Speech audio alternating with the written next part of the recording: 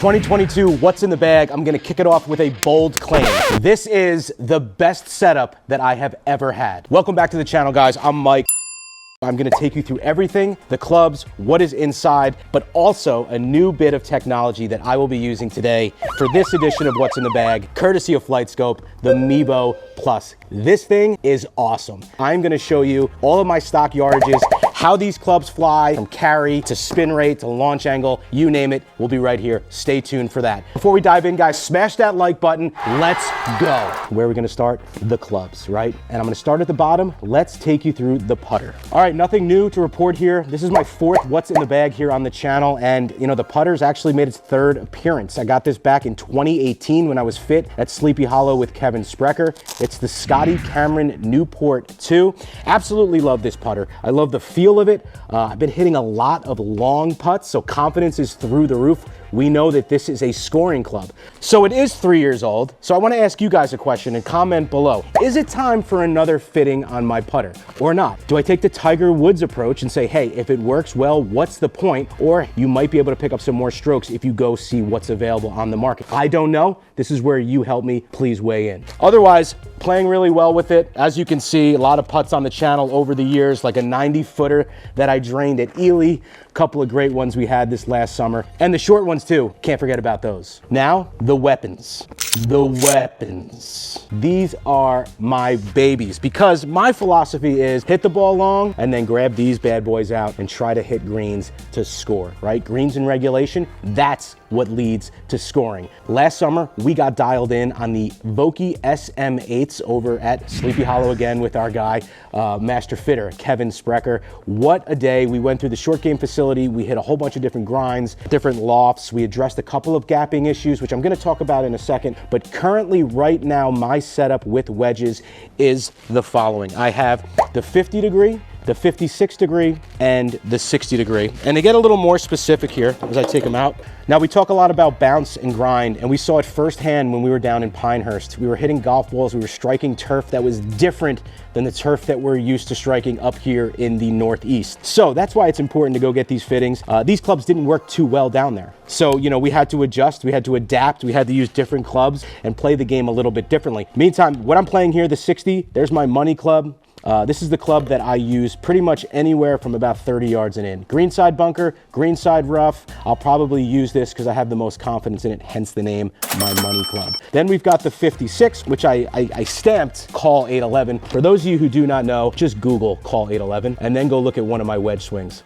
Call before you dig. And then last, we've got the 50. That's Pin Seeker, got stamped on that. And this is that 120-ish yard club that I usually attack from about anywhere from 100 to 120 in. So if I hit a decent drive on a 350 yard par 4 and I got 100 in, I'll probably pull out somewhere between the 50 and 56, depending on the lie and of course weather, wind, and things like that. But let's look at the stock yardages. I was able to hit this over in the sim with the Mevo Plus. So first the 60 degree, pretty interesting number. So about a 90 yard shot. You know, I'll try to stretch it maybe to 100. I'll try to take a little off. It'll be maybe an 80 yard or less. The great thing about this 60 degree wedge is I have the ability to take some off. You know, if I'm 40 yards away, 60 yards away, 80 yards away, I could do that with that club. That's why I love it so much. That's why I depend on it so much. These spin numbers are pretty incredible as we go up. Let's go to the next shot. Let's go to the 56 degree. Pulled this one a little bit, but this is about 110, 112, 113 yard club, right in that wheelhouse.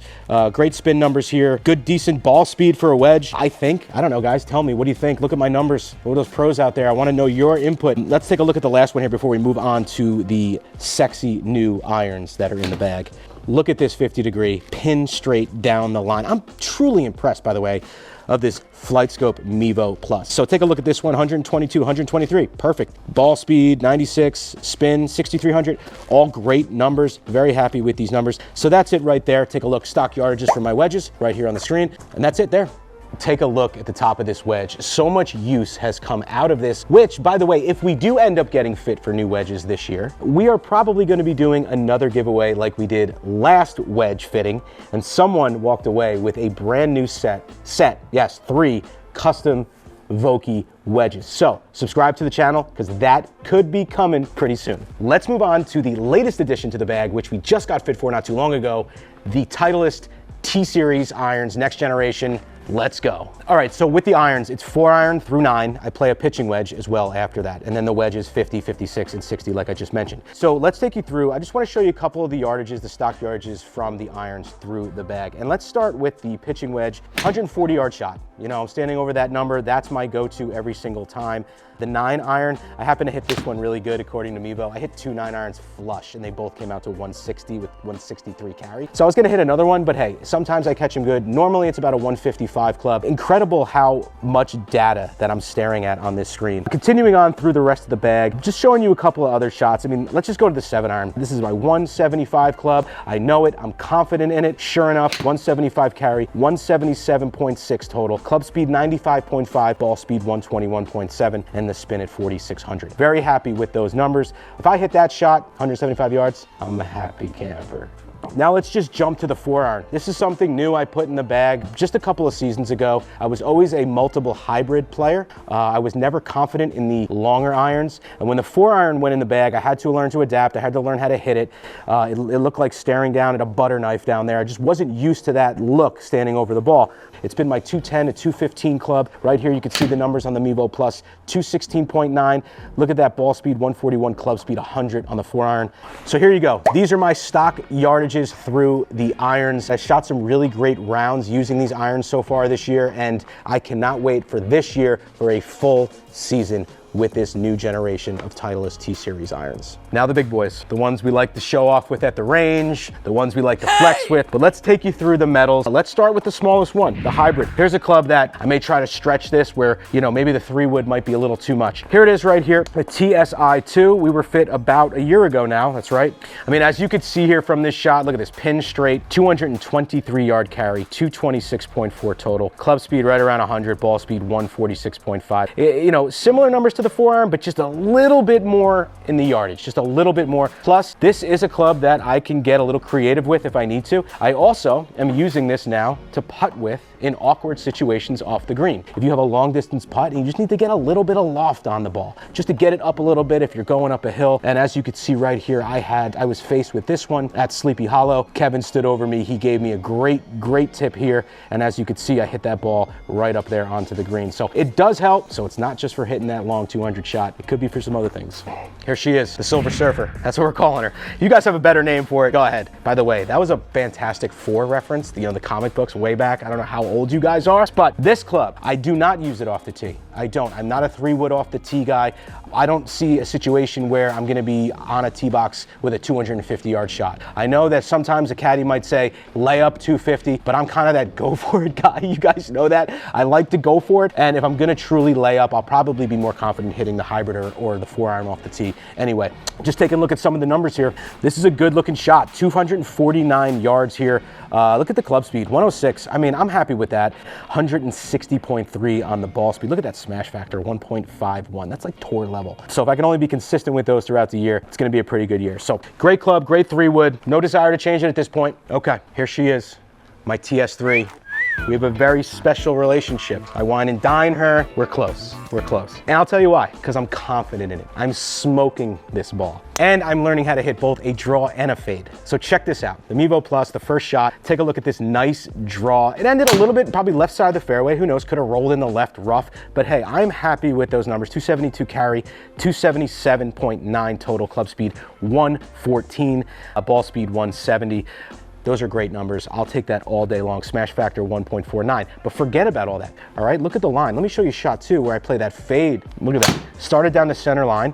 Little baby fade at the end. That's more middle of the fairway, right center of the fairway. 275, 280 total. Club speed 116.5. Come on, 171.6 on ball speed. Bryson, where are you? Sorry, I'm nowhere close to you. But this is, hands down, the best driver I have ever had. All right, so as you can see, these are my stock yardages for the metals that are in the bag. And I'm super happy with this setup. Confidence, confidence, confidence throughout the bag. But like you, I'm sure you're the same way. You have those handful of clubs in your bag that those are your go-to. Put in the comments below, what is your money club? I'd love to hear it. All right, you've seen the clubs. Now I wanna take you through the bag, from the balls to the accessories to all the other hidden gems and this lovely lady. I'm not gonna do a whole long drawn out thing about what's in the bag. I just have the basics. this? It's always a mystery what everyone has in their front pocket. Most likely it's balls. I'm a Pro V1X guy. I've been fit twice now in the Pro V1X. However, our friends at Titleist sent these bad boys over, the Left Dash Pro V1X, which I'm curious to try. And basically what it comes down to, I can get a bit spinny out there, as you can see from some of these Mevo Plus numbers. So, you know, I'm being told that this will help reduce spin. Otherwise in here, I've got my Arnie scorecard holder. No scorecard in there. This survived through Pinehurst with us, all those rounds. And the gloves. Now, gloves are key. You guys see gloves. I see you guys with gloves. Look at this. This is not a glove you guys should be using right here. You see this? Time for an upgrade. So that's gone. You always got to have options because they do have different feels. So the Hyperflex glove by FootJoy, it's a different feel than their traditional Stay Soft. I like a tighter glove, one that's snug to the hand, feels like second skin, and it just helps with that grip. I mean, sweaty weather, rain weather, these are very important. Also, I have stickers in here. I don't know why, but I have stickers because I do run into a lot of awesome people like you at golf courses who say, hey Mike, love the content, and this is what you get right away. Got a couple of scorecards in here. Should I dare look? Other side, here we go. Best jacket in the game, I got a small. Let me show you why. Little tip, little advice here. When you're playing golf, you want to be free. You want to be able to swing, right? You don't want anything loose, right? You want to be able to just go through. This is the easiest moving jacket I've ever had. It's just, and it's super warm. Plus, it's waterproof. I've tested it. I've had Frank and team throw buckets of water on me. As you can see here, it's waterproof. It's super warm. I'm starting to sweat already as I have it on in here. So I'm going to take it off, but by far the best. And see how big this jacket is? Done. I also have another lightweight one, lighter one, just for a windy day, like springtime, but this could probably get retired now that it's super cold out and it's winter outside, but I like to have different options as I layer. Also inside the bag, let's talk GPS. I've got my range, I've got my R1 Smart Rangefinder right here from Precision Pro. Check it out, pretty cool. You guys have seen us unbox this on the channel, and you have seen us play a full round with it. And if you have not, please subscribe, go back and watch those videos because this thing blew our minds. Great technology here, and we're gonna be bringing you more with this soon.